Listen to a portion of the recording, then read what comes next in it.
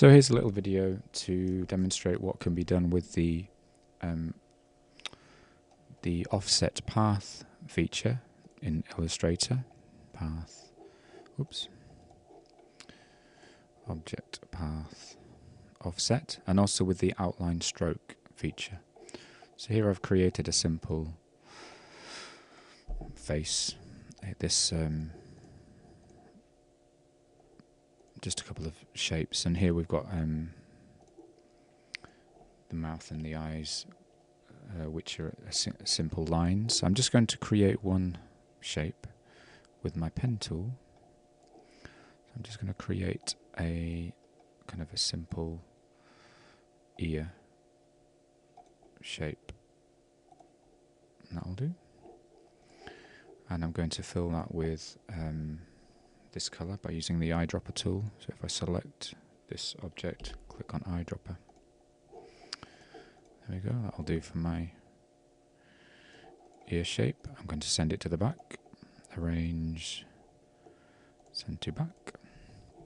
But what I'd quite like to do with this is I'd quite like to have a little a duplicate of this shape to create the kind of the outline of the rim of the ear.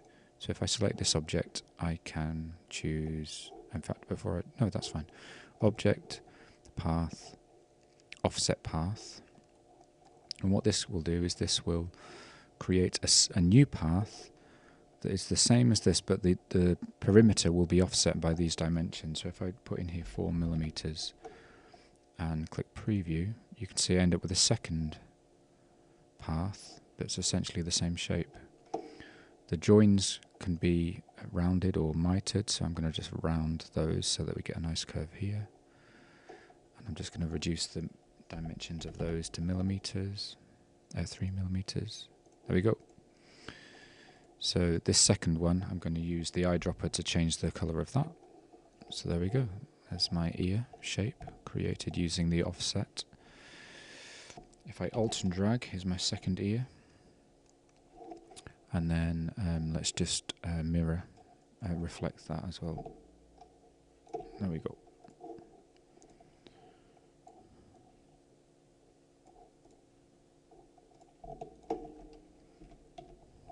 So here we are, here's my little character, just nudge that out.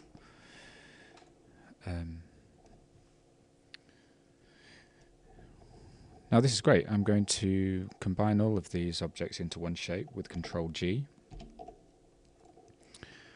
And here we are if we duplicate it.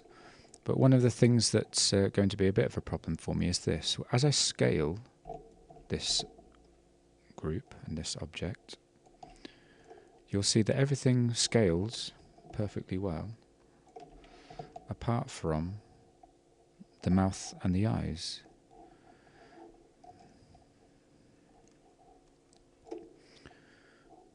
Because what's happened here is, just send that, there we go.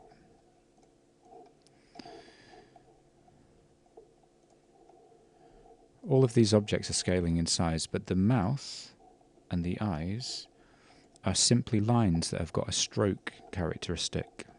If we just double click here and see, this is a single stroke with a width or a weight of 7 points. Now regardless of the size of that group, these lines are always going to have a 7-point weight, whether it's a big face or a small face, and that isn't ideal. I want them to retain the same weight as the lines that I've created here. So just get rid of those, get rid of that one. A simple way to fix this is if I select this line, let's just ungroup everything, and I'll isolate that, there we go. Obviously I can change the weight as I want to, but an alternative is to convert this from a line with a stroke to a kind of a rainbow shape. So here I've got object, path, and outline stroke.